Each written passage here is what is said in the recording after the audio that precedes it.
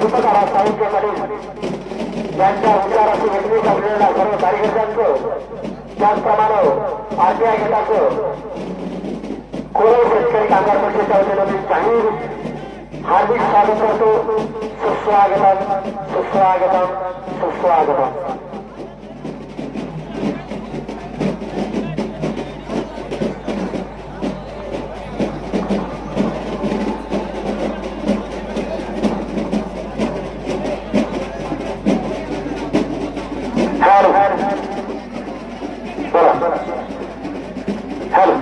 सर्व कार्यकर्त्यांना मी परत विनंती करतोय, सर्वांनी स्थानापन्न व्हायचा.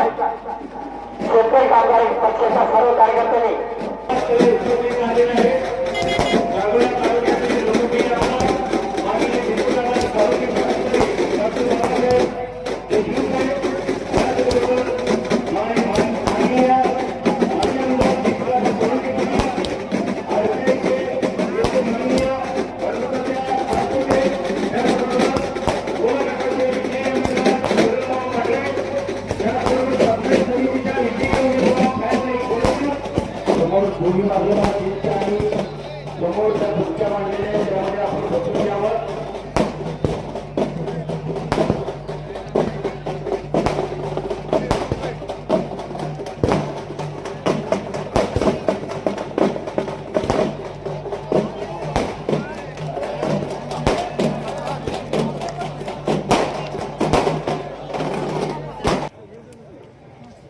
यानंतर मी भारत शेळके साहेब, माननीय भारत शेळके साहेब यांना विनंती करतो की आपण या विजयी सभेला संबोधित करावं.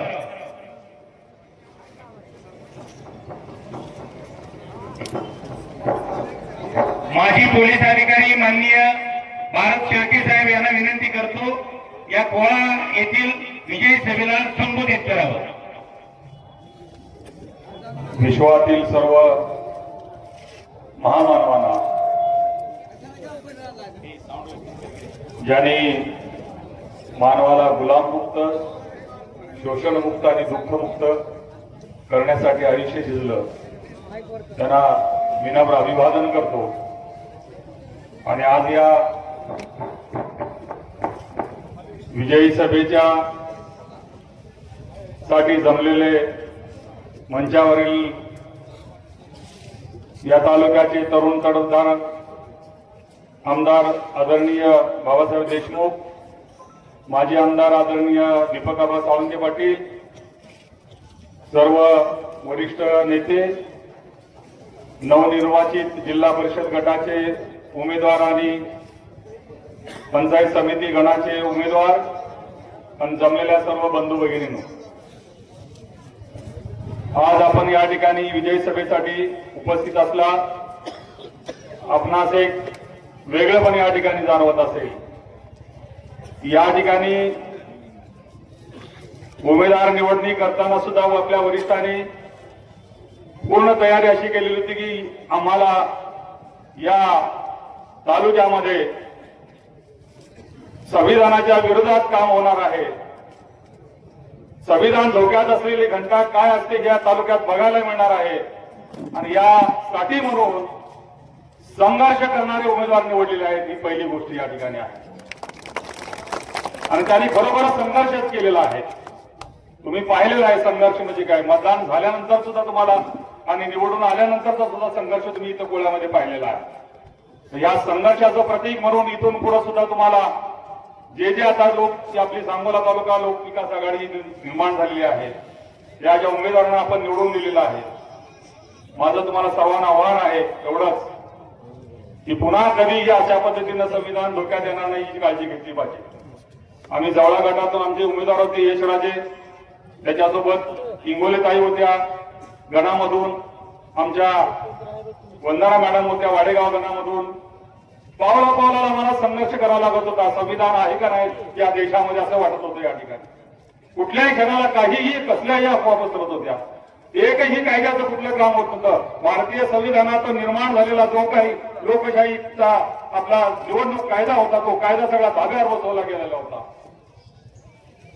हेच पावला पावलाला संघर्ष करत होता. आपले उमेदवार पावला पावलाला त्या गटामध्ये जात होते. उणीव एकच राहिली, संघर्षातून 2 गणातले उमेदवार निवडून आले. पण आम्हाला दुःख सलतंय की आपला एक तरुण तडफदार बॅरिस्टर होण्यासाठी लंडनला चाललेला उमेदवाराला थांबवलाय. सुप्रीम कोर्टमध्ये संविधानाची प्रॅक्टिस करत असलेला, राम जेठमलानीच्या मुलाबरोबर प्रॅक्टिस करत असलेला तरुण तडफदार उमेदवार, संविधानाच्या साठी म्हणून संसदेमध्ये डिबेट, घटनापीठाचे डिबेट वाचत असलेला उमेदवार होता. तोच उमेदवार मुंबई हायकोर्टमध्ये फोंडासारख्या वकिलाच्या सोबत क्रिमिनल प्रॅक्टिस करत होता. एक ठिकाणी संविधानाची प्रॅक्टिस करतो, एक ठिकाणी संसदेमध्ये घटनापीठाची प्रॅक्टिस करतो. तोच उमेदवाराचे लंडनला बॅरिस्टर म्हणून जाण्याची निवड झालेली असताना त्याला थांबवून उमेदवारी उभा केलेली होती. त्यांनी भयंकर संघर्ष केला. तिथेही त्याला लक्षात आलं तो घटनापीठामध्ये वापरत असलेला, सुप्रीम कोर्टमध्ये प्रॅक्टिस करत असलेला संविधान इथं कसं पायदळी तोडवलं जातं त्या बालमनानं बघितलेलं आहे. आणि आम्ही त्याच्या पाठीशी उभा राहिलो. संघर्ष असतो, ठीक आहे, निवडून आलो नाही, पण आम्ही जो संघर्ष दिला तो वाकण्यासारखा आहे. कधीही जाऊन तुम्ही वाडेगाव आणि जवळा गणामध्ये पहा आणि जवळा गटामध्ये पहा, पोलाला त्या ठिकाणी संघर्ष होता. त्यांनी निवडणुकीचे सगळे मनसुबे बदलून टाकले. निवडणूक म्हणजे काय याची दिशा बदलून टाकली. अशी कुठंच निवडणूक झाली नव्हती. अशा निवडणुकीत संघर्षातून उभा राहिलेले जे उमेदवार आहेत, मी बाकी सर्व उमेदवाराला हीच देतो की भविष्यात तुम्हाला अशा पद्धतीची जर संघर्ष करण्याची वेळ येत असेल तर आपल्याला संविधानाच्या बाजूने उभा राहून जे जे संघर्ष करता येईल ते करण्याचा प्रयत्न करावा, एवढंच मी आवाहन करतो. सर्वांनी छाती टोकपणे संघर्ष करून तुम्ही निवडून आणलेले उमेदवार आहेत. तुमचं पहिल्यांदा आभार मानतो आणि सर्व नवनिर्वाचित उमेदवारांचं मी अभिनंदन करतो. माझे 2 शब्दाचं होतं. धन्यवाद.